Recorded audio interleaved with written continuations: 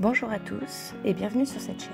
Alors dans cette première vidéo, je vais vous raconter mon histoire personnelle par rapport à cette maladie, comment je suis devenue agoraphobe, parce que je ne l'ai pas toujours été, et ensuite dans les futures vidéos, on verra où j'en suis maintenant et je vous expliquerai un peu les petites astuces que j'ai utilisées et que j'utilise encore d'ailleurs pour essayer de mener une vie à peu près normale. D'abord, pourquoi je fais cette chaîne? Parce qu'en tant que malade, malgré ce que peuvent penser les autres, on cherche à s'en sortir. Et personnellement, j'ai cherché sur le net, dans les livres qui vous promettent d'en finir avec l'agoraphobie ou l'anxiété généralisée en 21 jours. Autant vous dire qu'au 21e jour, je pouvais toujours pas toucher la poignée de ma porte d'entrée. Et sur internet, j'ai cherché des témoignages, des documentaires en me disant que ça allait peut-être m'aider de voir ce que j'étais pas seule dans cette situation. Non.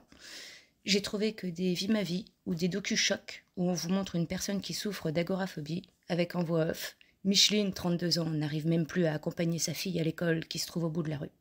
Alors, je connais pas le vrai but de ces émissions, mais là, c'est clairement moqueur. Et ça aide pas du tout à aller mieux. On se dit, c'est moi Micheline, et j'en sortirai jamais, alors à quoi bon? Donc je me suis dit, bon, toi, tu sors, tu vas en course, aux réunions parents-prof, tu conduis. Fais-le toi-même, le témoignage. Ça aidera peut-être quelqu'un, on sait jamais. Ce que je voudrais, c'est que cette chaîne, elle nous permette d'échanger des astuces, de se motiver les uns les autres et de comprendre qu'on n'est pas seul et que peut-être à plusieurs on s'en sortirait mieux. Donc pour ce qui est de moi, j'ai 33 ans, je suis mariée, je suis maman de 3 enfants. Comme je vous l'ai dit au début, j'ai pas toujours été agoraphobe, donc il y a le moi d'avant et le moi de maintenant. Avant, j'étais quelqu'un de rentre-dedans, joyeuse, j'en avais absolument rien à faire de ce qu'on pensait de moi. Je suis tatouée de partout, percée, les cheveux de toutes les couleurs, donc absolument pas quelqu'un qui essaye de se couler discrètement dans le moule. Je dis pas que je voulais être regardée, c'est juste que j'aimais être comme ça et puis que j'en avais rien à faire du regard des autres. Je sais pas vous, mais moi je sais exactement à quelle date et comment je suis devenue agoraphobe. Ça n'a pas été progressif pour moi, ça a été du jour au lendemain. Quand j'étais enceinte de mon 3e enfant, mon petit garçon tant attendu, sur la fin de la grossesse, m'arrivaient des trucs bizarres. Sans prévenir, j'avais mon bras droit qui se mettait à se secouer tout seul, ma jambe droite qui se remplissait de fourmis et qui répondait plus. Avec mon médecin, on a pensé à des carences. J'ai pris des vitamines, du magnésium. Ça n'a rien changé. Mon fils est né, tout allait bien pour lui, et moi, ça continuait 1 à 2 fois par jour, puis ça s'est empiré. Ça faisait comme un malaise vagal, la tête qui tourne, le palpitant qui s'excite, une énorme frayeur qui montait en moi, puis la jambe qui flanche et le bras qui se secoue. Jusqu'au jour de l'anniversaire de ma grande, en sortant des toilettes, ça a recommencé, mais ça s'est empiré. Mon bras bougeait tellement fort que je le prenais dans le visage. J'ai paniqué encore plus. J'ai demandé de l'aide à mon mari. Pendant qu'il appelait les secours, j'ai eu une énorme douleur dans le bras, puis dans le cœur, et puis plus rien. Le trou noir, je me suis réveillée à l'hôpital. À partir de là, tout est allé très vite. On m'a fait des examens et le verdict est tombé. C'était des crises d'épilepsie en fait. Et j'avais une tumeur au cerveau qu'il fallait opérer d'urgence. Le problème, c'est que mon fils, il avait que 3 semaines et que je l'allaitais. Du coup, j'avais demandé de le garder avec moi à l'hôpital. Ils ont accepté, du coup, ils m'ont mis en obstétrique. Mais le chef de service, il voulait pas de moi dans son service. Du coup, pour que je veuille bien laisser mon fils dans ma famille, il est venu dans ma chambre alors qu'on m'avait juste dit que c'était des crises d'épilepsie et que j'avais pas encore vu le neurologue. Et pour me faire peur, il m'a dit de toute façon, vous avez une tumeur, c'est certainement un cancer, et avec l'épilepsie, vous êtes dangereuse pour le bébé. Vous allez le porter et faire une crise avec lui dans les bras. Vous allez mourir. Le bébé aussi, il va mourir, mais avant, il va pleurer. Donc, ce monstre, il n'y a pas d'autre mot non plus, m'a fait la peur de ma vie à ce moment-là. J'ai laissé partir mon fils dans ma famille et je suis restée à l'hôpital. Il s'est avéré au final que c'était pas un cancer. Je vous passe les détails, mais j'ai changé d'hôpital, me suis fait opérer et j'ai été mise sous traitement pour l'épilepsie. Après l'opération, je suis restée à l'hôpital, branchée de partout, sans pouvoir bouger du lit. Et c'est pendant mon dernier jour d'hospitalisation que j'ai compris qu'il y avait quelque chose qui clochait. On m'avait autorisé à me déplacer et je voulais aller fumer. Rien de bien compliqué en soi. On traverse le couloir, on descend l'ascenseur, on allume sa clope. Là, impossible de traverser le couloir. Il me paraissait d'un seul coup immense, sans fin, comme dans les films. Ça s'est mis à tourner et rebelote, la peur, voire la terreur en fait, qui monte en moi comme dans un film d'horreur. À force de rester coincé, accroché au montant de ma porte de chambre, il y a un gentil monsieur qui avait été opéré du dos, il a cru que j'avais besoin d'aide pour me déplacer et il m'a proposé de m'accompagner. J'ai fait tout le trajet aller, fumer ma clope et le trajet retour en tremblant, accroché à ce monsieur. De retour dans ma chambre, j'étais d'un seul coup totalement rassurée, en sécurité, et j'avais plus peur. J'ai pas tout de suite pensé que c'était de l'agoraphobie. Je me suis dit que c'était le temps de me remettre de l'opération. Ensuite, je suis allée vivre dans la famille parce que j'avais besoin d'aide pour tous les aspects de la vie quotidienne, manger, me laver, etc. Et puis je voulais voir mon fils. Pendant ce temps-là, tout s'est bien passé puisque j'étais entourée, je sortais jamais et donc j'avais pas de problème. Par contre, j'étais pas capable de m'occuper de mon fils, j'avais beaucoup trop peur de risquer de lui faire du mal. C'est à mon retour à la maison que j'ai compris. J'étais incapable d'aller dans le salon, là où j'ai eu ma grosse crise. Je pouvais être que dans ma chambre et aller aux toilettes juste en face. J'ai donc commencé à ne vivre que là, dans 10 mètres carrés, sans ouvrir les volets. L'extérieur me fichait une peur bleue. Et à ce moment-là, je me suis rappelé un épisode de Dr House où on voyait un patient agoraphobe, et ben j'ai compris. Mais j'acceptais pas. C'était pas possible. Moi j'avais un fort caractère, peur de rien, et j'avais jamais compris comment on pouvait en arriver là. Comme tous les bien-pensants et tous ceux qui n'ont pas de problème psy, je pensais qu'ils étaient bêtes, que c'était pas sorcier de mettre un pied devant l'autre quand même. Du coup, j'étais en colère contre moi-même. Quel exemple je donnais à mes enfants? Une mère complètement cintrée, incapable de sortir de sa chambre, qui pleure à chaque fois que mon mari partait au travail, qui le suppliait de rester, qui tremblait comme une feuille en se cachant dans son lit quand le facteur sonne à la porte. Je me trouvais pitoyable, j'avais honte de moi. Voilà quand et comment je suis devenue agoraphobe. Maintenant, ça va beaucoup mieux, mais en vous racontant tout ça, je me rends compte à quel point je reviens de loin. Et si je vous raconte tout sans tabou, je me dis que certains pourront peut-être se reconnaître et tenter le maximum pour s'en sortir. Quand je dis que je me trouvais pitoyable, je dis pas que c'est pitoyable d'être agoraphobe, loin de là. C'est vraiment que vous compreniez ce que je pensais, ce que je pense encore parfois dans certaines situations, et qui, je pense, contribue à nous affermer encore un peu plus. Donc à ce moment-là, je me suis retrouvée à vivre donc, dans mon 10 mètres carrés, dans ma chambre. Je mangeais dans ma chambre, mes enfants venaient manger avec moi. J'avais honte de ce que je leur faisais subir, mais enfin bon, je pouvais pas faire autrement. J'étais pas capable de venir dans le salon manger avec eux, j'étais pas capable de partager un moment de vie avec eux normal.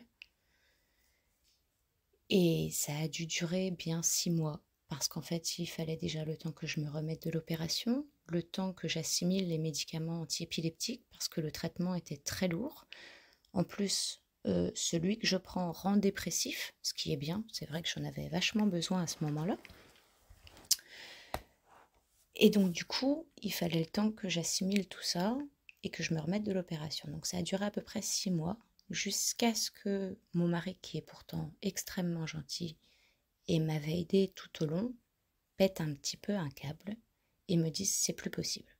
Tu restes enfermé, tu ne vis pas, on va pas pouvoir continuer comme ça, tu es un fantôme, tu ne peux même pas venir avec nous dans le salon.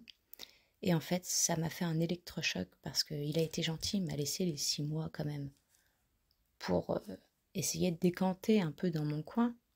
Mais il est vrai que ça n'avançait pas, que j'arrivais pas à ressortir et puis je m'étais confrontée au monde extérieur et c'était pas possible. Donc ma petite vie dans ma chambre, moi elle m'allait.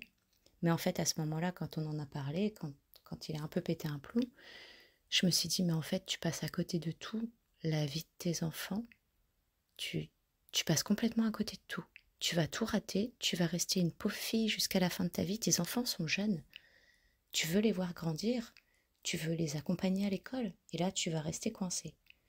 Donc du coup je me suis mis un coup de pied aux fesses, et je me suis forcée à essayer de sortir de ma chambre et à atteindre le salon.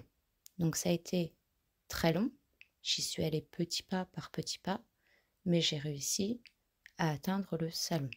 Voilà, pour moi c'était une grande avancée. Mon mari étant gentil et aimant, mes enfants également, ils ont été très compatissants, ils m'ont félicité. Alors, ça peut paraître bizarre d'être félicité pour arriver à mettre les pieds dans le salon. Et ça peut paraître débile parce que moi, du coup, dans ma tête, je me disais, tu es tellement bête, tu es tellement coincé dans ton truc que tes enfants te félicitent d'avoir mis les pieds dans le salon. C'est quand même hallucinant. Donc du coup, j'ai avancé un petit peu comme ça, pas à pas, refait un petit peu ma vie dans la maison et j'arrivais pas encore à sortir. Après, pour vous la faire bref, ça fait 11 ans que ça m'est arrivé. Donc en 11 ans après, j'ai réussi à sortir dehors, j'ai réussi à aller en course. Je me suis crue guérie totalement à un moment donné, sans aucun anxiolytique. Alors attention, je ne dis pas qu'il faut arrêter vos médicaments, vos antidépresseurs, vos anxiolytiques, surtout pas. Écoutez ce que les médecins vous disent. J'ai arrêté les médicaments avec l'aide du médecin et pas du psy, parce qu'en fait, personne ne m'avait proposé d'aller voir un psy. C'est vrai que quelqu'un qui sort pas de chez lui, qui n'est pas capable de passer la porte d'entrée, on ne l'envoie pas chez le psy, non, on lui donne des anxiolytiques et puis ça passera. Mais enfin bref. Donc j'ai réussi à ressortir, à avoir une vie à peu près normale, voire totalement normale en fait. Je ne pensais plus du tout au fait que j'avais peur. J'avais peur de certaines choses parce qu'en fait j'ai un trouble anxieux généralisé. Donc j'avais peur de certaines choses, mais je n'avais plus peur de passer le pas de la porte, je n'avais plus peur d'aller à un rendez-vous. Je stressais beaucoup quand c'était une nouvelle personne, un nouveau rendez-vous. Ça m'est toujours arrivé, mais sinon, aller voir mon médecin, aller en course, tant que j'étais avec mon mari, tout se passait très bien. Donc, en 11 ans, je me suis crue guérie, puis je suis retombée beaucoup moins bas que la première fois, mais je suis retombée, et après, je suis remontée. Et maintenant, j'accepte, je vis avec, je sais ce que j'ai, et je sais que c'est pas à 100% soignable, en fait. C'est comme l'épilepsie, en fait. J'ai appris à vivre avec. Je sais que pour mon épilepsie, je sais que je peux faire une crise à n'importe quel moment, mais ça ne m'empêche pas de vivre, en fait. Je ne me dis pas, je ne me lève pas de mon lit aujourd'hui parce que peut-être que je ferai une crise. Alors qu'en fait, ce qui se passe en arrière-fond, en arrière-plan dans notre tête, avec l'agoraphobie, c'est je sors pas, parce que peut-être que je vais faire une crise de panique, donc du coup je sors pas, j'évite la crise de panique. Et au final, on s'enferme dans cette espèce de cercle vicieux à avoir des comportements d'évitement de tout ce qui aura pu nous faire peur, de tout ce qui pourrait nous faire peur, de tout ce qui pourrait être dangereux pour nous. Et à un moment donné, je me suis dit, puisque tu arrives à vivre avec l'épilepsie, que de toute façon, les crises me tombent sur le coin du nez, j'en fais encore, j'en referai. Le traitement est adapté en permanence. Donc, de toute façon, ça m'arrive, mais je vis quand même. Je ne me dis pas, oh, je ne vais pas faire ça parce que je vais peut-être avoir une crise. Bien sûr, j'évite les choses qui provoquent des crises. Bien évidemment, je ne suis pas complètement maso. Mais je vis ma vie normalement. Et si une crise doit arriver, eh bien, elle arrive. Je suis malade. C'est pas de ma faute. Je ne l'ai pas provoquée. Elle arrive, un point, c'est tout. Et du coup, je suis partie sur le même principe pour cette fameuse agoraphobie, c'est-à-dire que je suis malade et je l'assume en fait.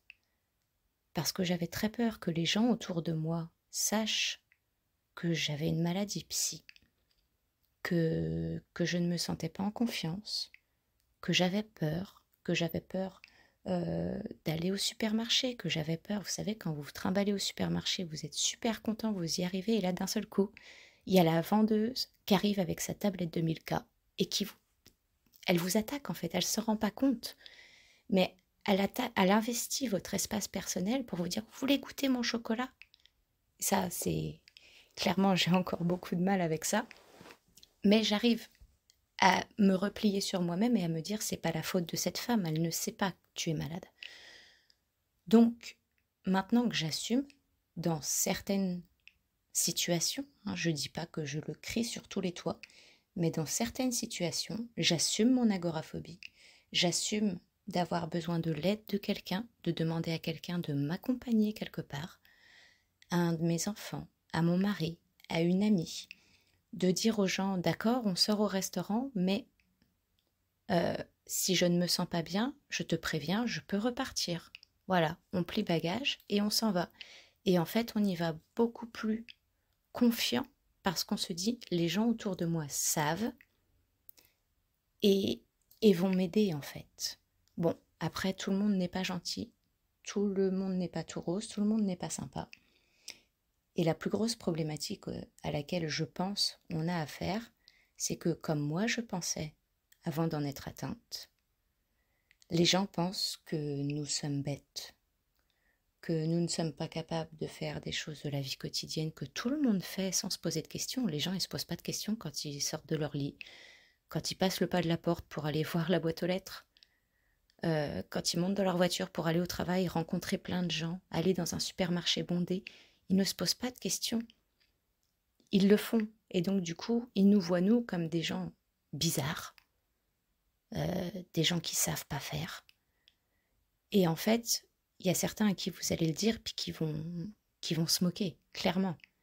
Et je pense qu'il y a une part de ça qui pose problème, parce qu'en fait, on a aussi peur. On, on a peur que les autres se moquent de nous.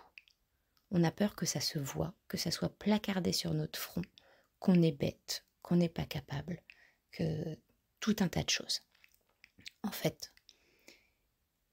Et moi, personnellement, j'ai fait le tri dans mon entourage entre ceux qui comprennent, alors dans une certaine mesure, ceux qui comprennent complètement, qui m'aident, ou ceux qui y conçoivent le fait que je puisse être comme ça, mais qui ne vont pas m'aider non plus, mais qui ne vont pas se moquer, et les autres qui ne comprennent pas. Ceux qui ne comprennent pas, ils dégagent. C'est pas la peine de s'entourer de gens qui vont se moquer, de s'entourer de gens qu'on va paniquer de rencontrer parce qu'on a l'impression d'avoir ce fameux placard marqué « Elle est folle alliée ». Donc du coup, j'ai fait du tri et de cette façon-là, je me sens beaucoup mieux. Voilà. Après, c'est un combat de tous les jours. Je dis pas que tout le monde peut s'en sortir du jour au lendemain, clairement pas. Moi, le psy, j'ai essayé, ça n'a pas fonctionné. Il était très gentil, peut-être que j'aurais dû en essayer plusieurs, mais je n'en ai essayé qu'un. Ce monsieur était très gentil, il l'est toujours d'ailleurs, il n'est pas décédé. Ce monsieur est très gentil, mais ce monsieur, je crois que c'était une thérapie positive ou quelque chose comme ça qu'il essayait de faire. Et donc du coup, il passait sa vie à me dire, enfin toutes les séances, à me dire à quel point j'étais bien, j'étais intelligente, je pouvais le faire, j'en étais capable. Mais en fait, je ressortais sans rien. Ça ne m'a pas avancé de savoir que j'étais intelligente, c'est bien, oui, mais ça ne m'aide pas à passer la porte pour aller voir le courrier. Ça ne m'aide pas à ne pas paniquer quand la factrice, elle toque à la porte. Euh, il me disait, vous sortez et puis vous faites un petit pas dehors et puis ça va bien se passer, vous verrez qu'il ne se passera rien.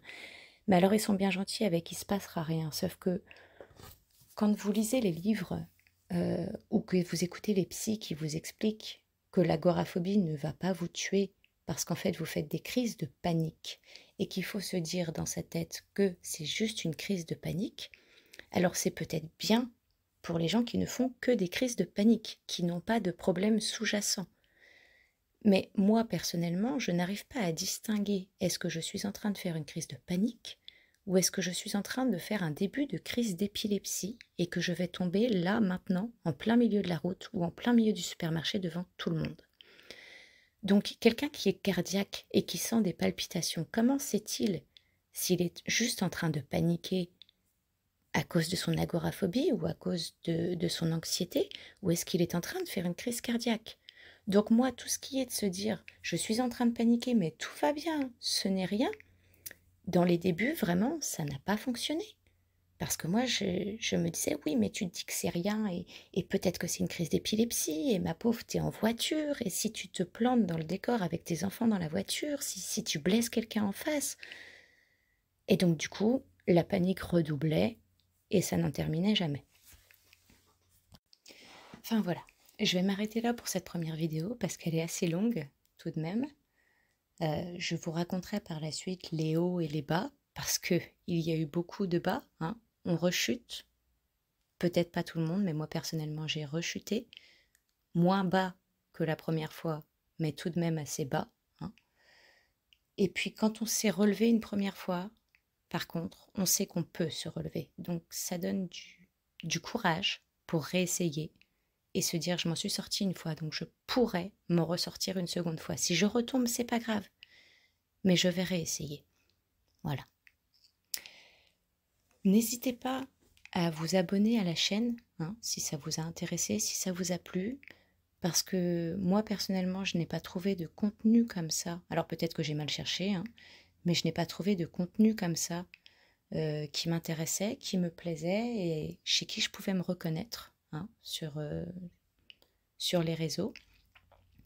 Donc du coup, je me dis que si elle est vue, si elle est partagée, d'autres personnes pourront m'écouter, d'autres personnes pourront commenter, s'aider en commentaire, se soutenir, et que c'est très bien. Et un petit mot pour la fin, vous n'êtes pas nul, vous n'êtes pas personne, vous n'êtes pas incapable, vous n'êtes pas fou, vous êtes malade, et on a le droit d'être malade, tout comme ceux qui portent une maladie qui se voit physiquement ont le droit d'être malades.